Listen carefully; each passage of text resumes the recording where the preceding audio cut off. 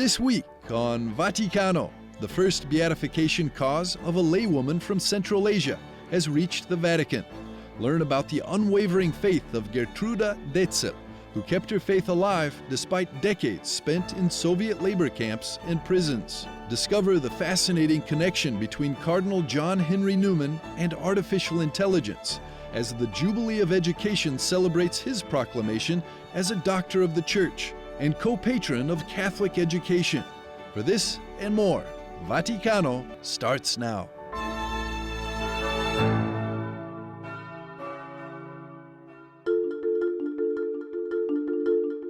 The hidden story of servant of God Gertruda Detzel, a laywoman who kept the flame of faith alive through decades of Soviet persecution, has now reached Rome. Bishop Evgeny Zinkovsky, auxiliary bishop of Karaganda, Kazakhstan, presented her cause to Pope Leo XIV, a day after a meeting at the Dicastery for the Causes of Saints. A small delegation from Kazakhstan arrived with 2 sealed boxes, more than 30 pounds of documents, testimonies, and accounts of reported miracles. This moment marks the beginning of the Roman phase of her beatification process, and the first time a laywoman from Central Asia has reached this stage. It was very moving to see that even our distant case from Kazakhstan, that of our servant of God Gertruda, was received so warmly, with open arms. Born in 1903 in the Caucasus into a family of ethnic Germans, Gertruda Detzel was deported to Kazakhstan under Stalin's rule. She spent years in the Soviet labor camps, imprisoned first for her ethnicity and later for something even more dangerous to the regime, her unwavering faith and missionary zeal. When Gertruda was a child, during a conversation with her parish priest, she once said, "I wish I could be a priest. Why did God let me be born a girl and not a boy?" The priest comforted her and said, "Gertruda, be patient. God will show you one day why he made you a girl and not a boy." And indeed, soon after, the church began to be persecuted. Priests were arrested, one after another, and before long, there were no priests left free. Many were gone. Then Gertruda understood what God had planned for her. She began gathering people for prayer services. After her release from prison in southern Kazakhstan, Gertruda Detzel chose to settle in Karaganda, the beating heart of the underground church. Only as a laywoman could she enter homes and keep families strong in faith when priests could not. Sister Maria Alma, who has spent over 30 years as a missionary in Kazakhstan, says Gertruda's life is a reminder that the fruits of one's service are not always seen. What truly matters, she says, is to do good for God and for people. What influences me the most is that whenever she chose to go somewhere or to do something, her reason was always the same. She wanted to do something good for God and for people. Her home became a refuge, a place where families drew strength, children learned the catechism by heart, and where the Eucharist, entrusted to her by priests in secret, reached those who could not attend Mass. Earlier this year, the diocesan investigation concluded in Karaganda. Researchers even uncovered her original Soviet case file, confirming the years she spent imprisoned for her faith. On December the 22nd, 1989, the Supreme Court of Kazakhstan officially rehabilitated her, clearing her of all charges and restoring her good name.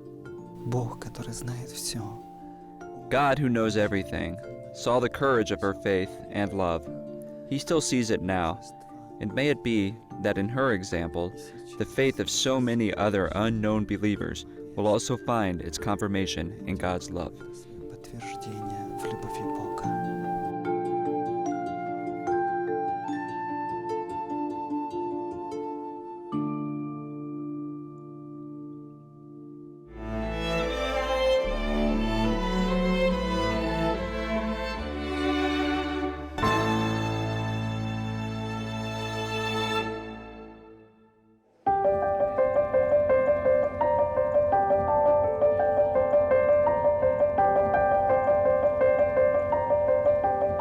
Inside the walls of the Biblioteca Vallichelliana, a 16th century library founded by St. Philip Neri, an international conference organized by the University of Notre Dame, Australia, explored the dialogue between St. John Henry Newman and artificial intelligence, ahead of his declaration as Doctor of the Church. Ecclesiae Universalis Doctorem Declaramus. In an ever-evolving age of technology, there are many concerns about how the fast development of artificial intelligence is impacting future generations and whether it's replacing their skill of thinking for themselves, something that St. John Henry Newman emphasized throughout his work.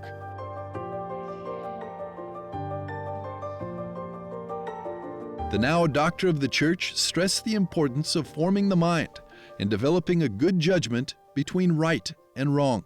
We need to be in dialogue because younger generations are using it much more, but they may not have the wisdom to discern how to use it well. And for that, I think older generations need to enter into it and take a dive in a sense, so that we can talk with one another and see how can we best use it. What has A significant challenge that comes with the growing pace of AI is its effect on education, and many question how it can be assured that students today and in the future are obtaining their degrees honestly. Andrew Mesaros, who holds the St. John Henry Newman Chair in Theology at the Angelicum University, believes that this is a massive challenge.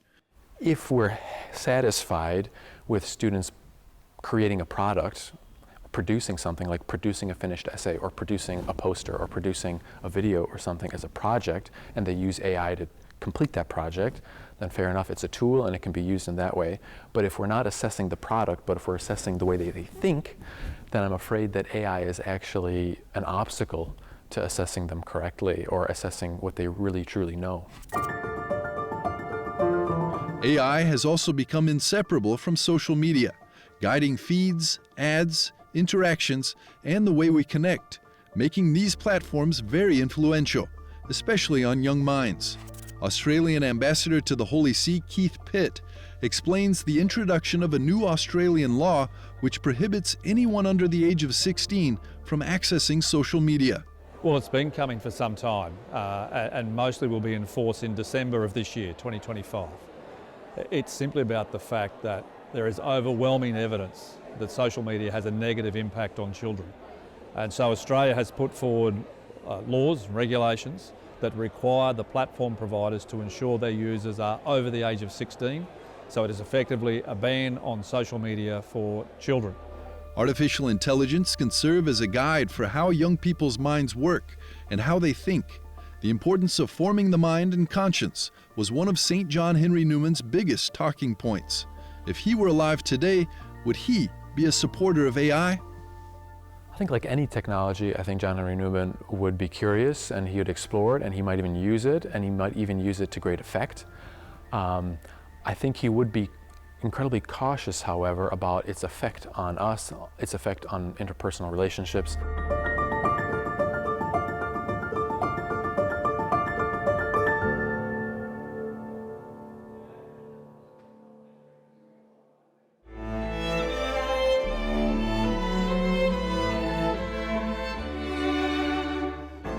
Coming right up, relive the joy and inspiration of the Jubilee of Education, here on Vaticano.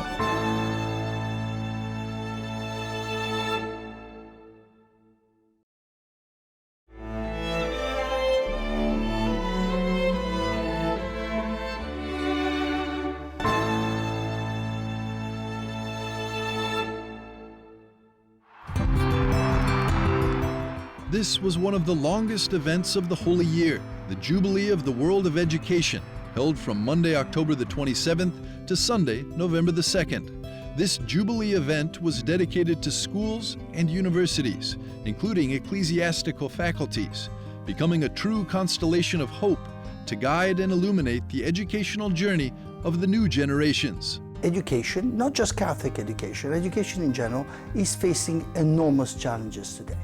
One of the challenges, at least for the most industrialized world, is the fact that you have less students because you have a demographic impact. And another problem is the fragility of many people that come to school that we have never seen at this level.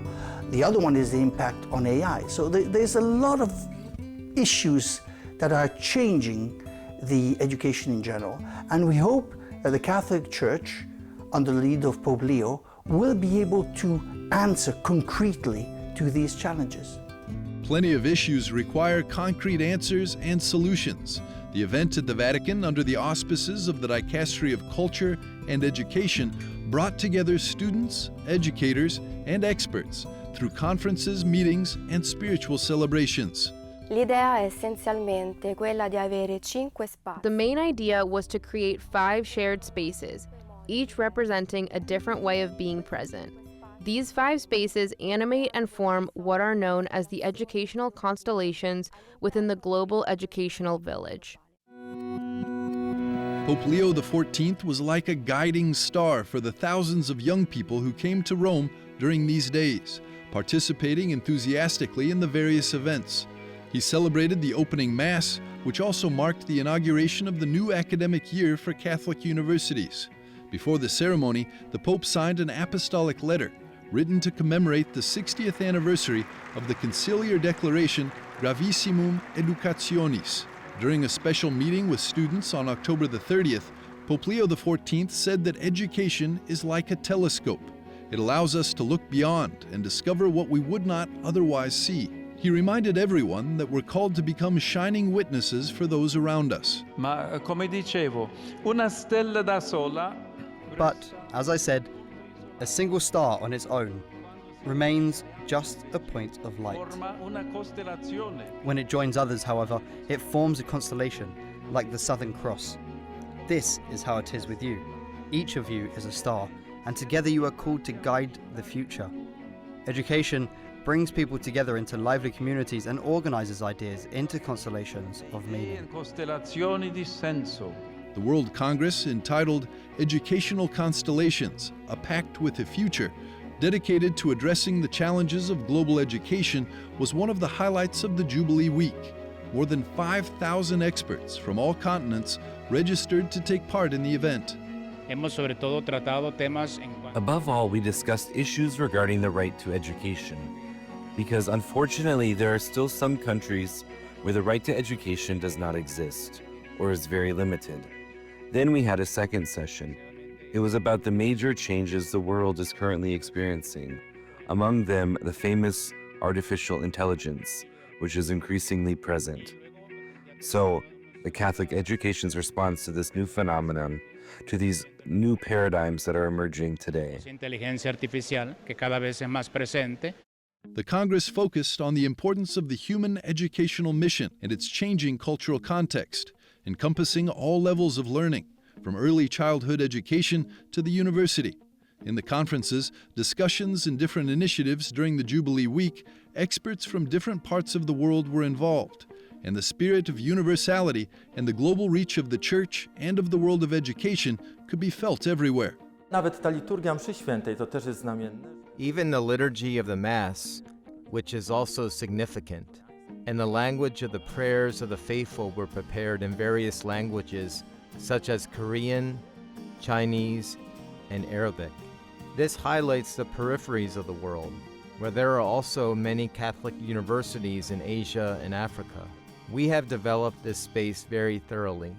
As our prefect Cardinal Mendonça emphasizes, this Jubilee exists to show the world and ourselves the richness of the Church's system, its educational structure, and Catholic education.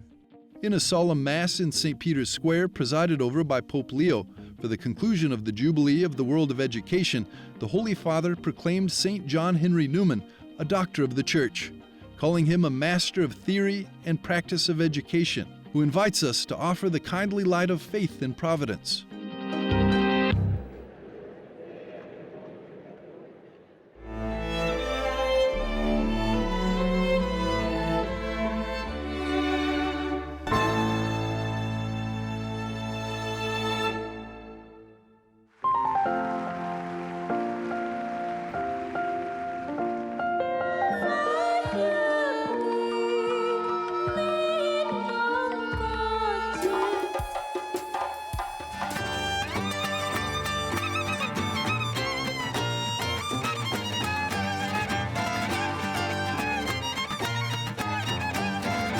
From academic discussions at universities to public prayer meetings with world leaders, to colorful performances by multicultural dance groups and choirs.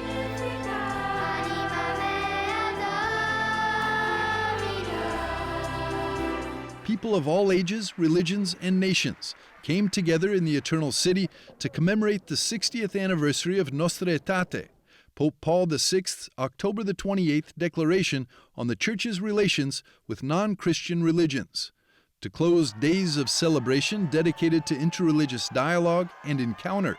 Pope Leo XIV welcomed thousands of pilgrims of all faiths and creeds to St. Peter's Square and called for a renewed commitment to prayer and peace. Today we are called upon to rekindle that hope in our world, devastated by war and our degraded natural environment. Let us collaborate, because if we are united, everything is possible. Let us ensure that nothing divides us, and in this spirit, I would like to express once more my gratitude for your presence and your friendship. Let us transmit this spirit of friendship and collaboration to the future generation too, because it is the true pillar on which dialogue rests. Taking into account the Church's vision for greater fellowship among nations, Gregorian University professors Ambrogio Bongiovanni and Massimo Gargiulo organized a 3-day interfaith conference supported by the Vatican's Dicastery for Interreligious Dialogue and Commission for Religious Relations with the Jews to discuss the relevance, challenges, and future of Nostra Aetate. Now we are living a situation in the world where we have somehow developing a kind of negative approach to otherness. You know, just building walls instead of bridges. So I would say that rethinking Nostra Aetate supports the idea of building bridges among people, among differences. For Professor Massimo Gargiulo, the Church cannot celebrate Nostra Aetate without first turning to the past, recalling the historic encounter between Cardinal Augustin Bea and French Jewish historian Jules Isaac. Gargiulo said the groundbreaking declaration was born from the Church's desire to strengthen relations between Catholics and Jews. The first important thing of this document is that it recognizes what is historically true, that is that the origins of Christianity are rooted into Judaism for the reason that Jesus was a Jew, that Paul was a Jew, and so on. So the first thing is this acknowledgement. The second one is the Church recognizes its responsibilities toward the Jews for their history from the ancient times until the World War II and the Holocaust, because it recognizes the bad results, the tragic results of Christian anti-Judaism. With both the past and future in mind, the 300 Gregorian University Conference participants from 44 countries, who represented 14 world religions, including Jainism and Sikhism, were also among Pope Leo's honored guests at the Walking Together in Hope gathering held inside the Vatican's Paul VI Audience Hall on October the 28th. This is the journey that Nostra Aetate invites us to continue, to walk together in hope. Then, when we do so, something beautiful happens. Hearts open, bridges are built, and new paths appear where none seemed possible. This is not the work of one religion, one nation, or even one generation. It is a sacred task for all humanity to keep hope alive, to keep dialogue alive, and to keep love alive in the heart of the world. Just hours before the interfaith gathering at the Vatican, Pope Leo prayed alongside several religious leaders at the Colosseum at the International Meeting for Peace, promoted by the community of Sant'Egidio in Rome.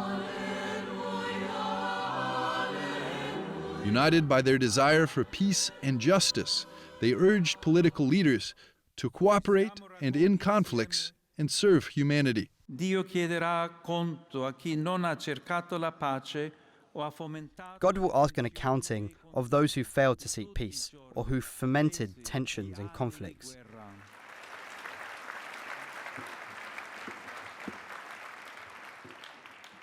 He will call them to account for all the days, months, and years of war. As religious leaders, this is the heartfelt appeal that we make to those in positions of government. We share the desire for peace for all peoples. We are the voice of those who are not heard and the voiceless.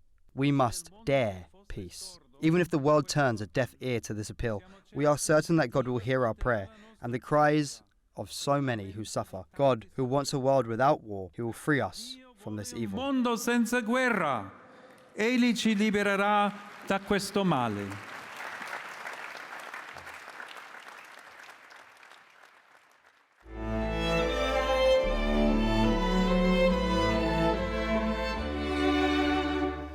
We'll return shortly with the remarkable story of Father Jerzy Popiełuszko, only on Vaticano.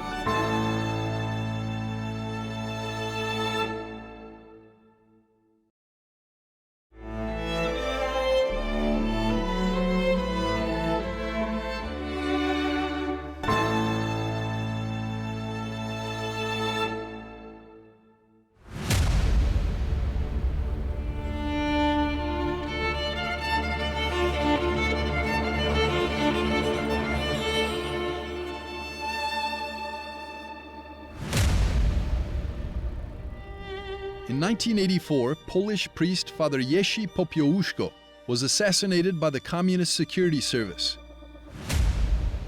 He was kidnapped, beaten to death, and then thrown into a nearby reservoir. Father Popiełuszko was known for his strong opposition to the communist regime and his celebration of masses for his homeland, during which he'd preach about truth, human dignity, and freedom. In 2010, the beatification of Popiełuszko took place under the pontificate of Pope Benedict XVI. The Blessed's brother, Józef Popiełuszko, recalls where he was at the time he found out about his brother's disappearance. Well,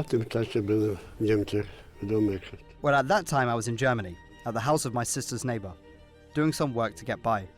I went there to work, and while I was there, the wife called to ask if I knew anything about Father Jerzy. I didn't know anything, because I was still working in the forest service. She called me again, saying, "Come back." You know, I took the car and drove off. I reached Warsaw. I've been to Warsaw so many times, and I know exactly where I was coming from. So many flowers, so many candles.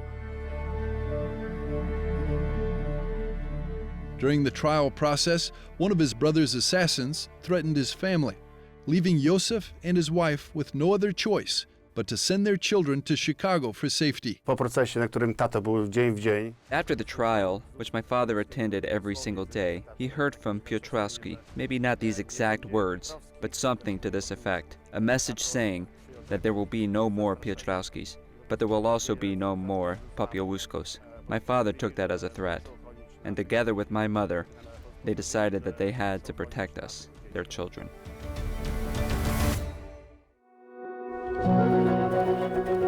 Ten years ago, Marek and his father Józef started the Blessed Jerzy Popiełuszko Foundation. Carrying his words in their hearts, this foundation sets out to uphold the legacy of Father Jerzy, with the help of his family and young people. 19-year-old Eliza Pardica is a representative of the young people of Father Popiełuszko and the leader of the youth council at the foundation. Niby banalne pytanie, ale jednak trochę trudne. You know what really inspires me about Father Jerzy is his authenticity and his courage. Why his authenticity? Because he was always the same. He was simply himself, no matter what situation he found himself in. He was always true to himself. Znalazł, zawsze był w zgodzie ze sobą. The Popiełuszko Foundation is in the process of building a museum in the Polish town of Okapi, where Father Jerzy was born, in commemoration of his work and life.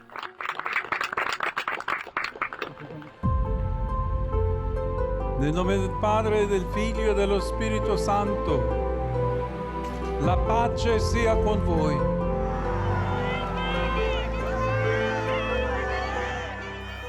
They traveled to Rome to ask Pope Leo XIV during the Wednesday audience to bless a coal stone which they plan on putting in the museum. It was an amazing experience. I'm still deeply impressed. It was wonderful, and I hope that next time we'll be able to attend the canonization, maybe soon. Perhaps the Holy Father will take a closer look at the matter, just as I asked him, and we'll be able to come here again. Tu przyjechać po raz kolejny